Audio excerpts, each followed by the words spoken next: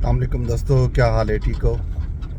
राजधानी की कहानी ये तो कुछ खाने जो अज इतवार का त्यौहार है। सब तो पहले मौसम का हाल लो। तो मौसम जड़ा है अज बद झड़ थिया खड़े दूरी विचों धुप आई है, धुप तेज भी थी है, लेकिन अज जड़ा है झड़ है और झड़ जड़ा है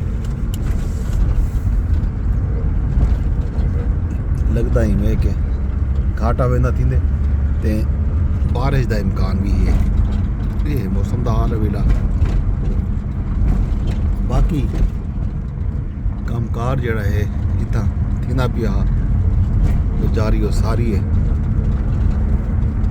ये तो मैं दसावा कितना कम थी चुके, रात नहीं कम छिकी पर हम जड़ा है मशीनरी भी बढ़ गई है। तो इतना अपना अड्डा भी उन्होंने बहुत बड़ा ठहा किते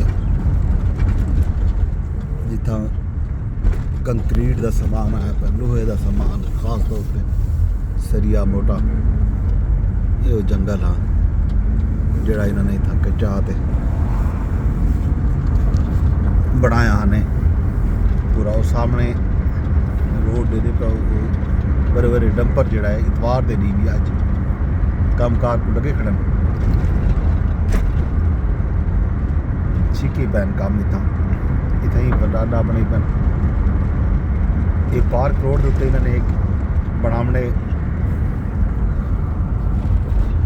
अंडरपास के नाल शायद ई जाद उत्ते फिलहाल कन्फर्म कोई नहीं, लेकिन ओवर ब्रिज का भी चांस लगता है क्योंकि बड़ी मशीनरी इतना आई खड़ी ड्रिलिंग का काम भी इतना हूँ इन्होंने शुरू किया है।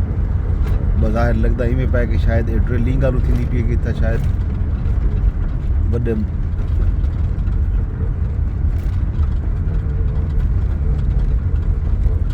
होल बना के तो जनाब ये रात नहीं एक कम छिकी पैन ये काम सारा कीना पे सारे काम दे विच ये सारा काम में ये मशीनरी लगी खड़ी है। रात दी इतना उच्ची रोड वेंदी पी है, लगता ही है कि ये वाकई था ओवर हेड ब्रिज बने सन क्योंकि बहुत ऊंचा वेंदा थी।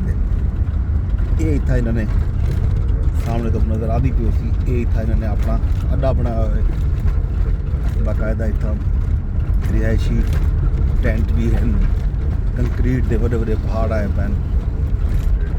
ये सामने कामकार जड़ा है थींदा पे ये नाल पार्किंग एलर्जी सेंटर की तुस आ के रोज़ अपने टेस्ट वेस्ट करवाते हो। सामने फेडरल जनरल हॉस्पिटल है ते नाल ही ये सामने एलर्जी सेंटर है। ये सूरत हाल जनाब इतना कामकार दी ये गलों ये सारा काम छिकी पैन था। ये सामने एलर्जी सेंटर का गेट तो दिखावा चा इतने लोग आके अपना टेस्ट करवाते उन्हें बाद जनाब पाकिस्तान भर दे विच वेंदन। ये है सूरत हाल अज की मैं क्या अपडेट देना चाहता हूँ। इस सामने पाकिस्तान पोस्ट है ते नाल नेशनल बैंक है तो उन्हें नाल कौमी इदारा सेहत है ते इस सामने फेडरल जनरल हॉस्पिटल।